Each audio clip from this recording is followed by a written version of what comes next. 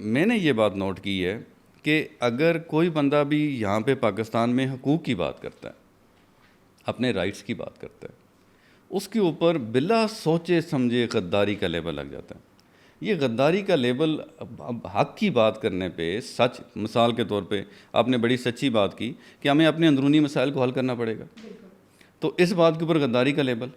جی آپ کو بلوچستان کو رائٹس دینے ہیں، اس بات کے اوپر غداری کا لیبل۔ اب کشمیری باہر نکلے ہوئے ہیں جو ان کے جائز مطالبات ہیں، ان کو جائز مطالبات دینے کے بجائے ہر بندے کے اوپر جی یہ غدار ہے، یہ جو بات کرے گا غدار ہے۔ یہ غداری کے لیبل کون لگاتا ہے اور اس کا سلوشن کیا ہے؟ یہاں پر ایک بات سمجھنے کی ضرورت ہے ہماری عوام کو بھی، کہ ریاست صرف آرمی نہیں ہے۔ یہ میں اسی لیے دوبارہ دہرا رہی ہوں اس بات کو کہ آپ کی ریاست بنتی کیسے ہے۔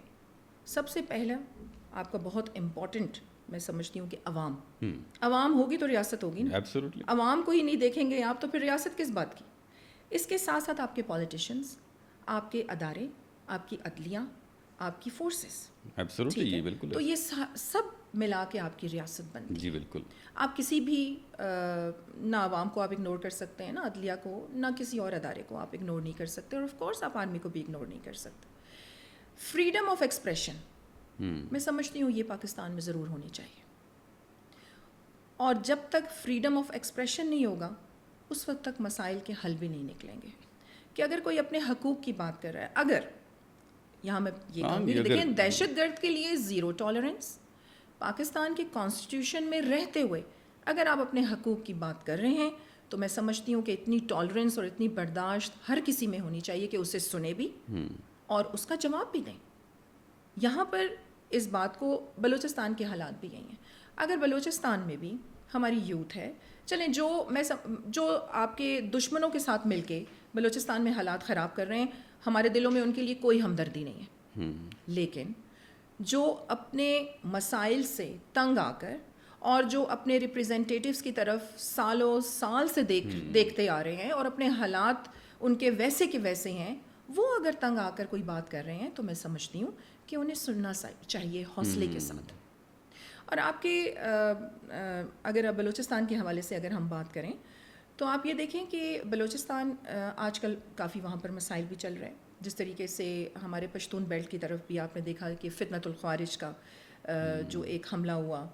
ہمارے سویلینز پہ، اور اس کو باخوبی بلکہ ہمارے جو فورسز ہیں انہوں نے آپریشن وہاں پر مکمل کر لیا ہے،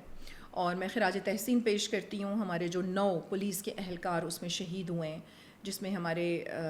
سپاہی بھی ہیں اور آفیسرز بھی ہیں، انہیں بھی ہم خراج تحسین پیش کرتے ہیں کہ ان کی شہادتوں سے آپ دیکھیں کہ وہ اپنی قربانیاں دیتے ہیں، ہتھیلیوں پہ اپنی جان رکھ کے ہماری حفاظت کرتے ہیں۔ لیکن پھر بات وہی آ جاتی ہے کہ ایسے لوگ بھی بیچ میں ہیں جو وار بینیفیشریز ہیں، ہمیں انہیں ڈھونڈ کر دیکھ کر انہیں سائڈ پہ کرنے کی ضرورت ہے۔ اور اب یہ وقت ہے، چاہے وہ بلوچستان ہو یا وہ آزاد کشمیر ہو، ہمیں جنگی بنیادوں پر کام کرنے کی ضرورت ہے، اور یہ کوئی ایسے مسائل نہیں ہیں کہ جو حل نہ ہو سکیں۔ آپ خود بھی آزاد کشمیر سے تعلق رکھتے ہیں، آپ مجھے بتائیں آپ نے کتنے سیاستدان وہاں پر دیکھے ہیں کہ جو جا کر اس دھرنے والوں سے بات چیت کر رہے ہیں؟ میری نظر سے تو ایسا کوئی سیاستدان ابھی تک نہیں گزرا۔ میرے خیال سے جو وہاں کے الیکٹڈ لوگ ہیں انہیں جانا چاہیے، انہیں رول پلے کرنا چاہیے،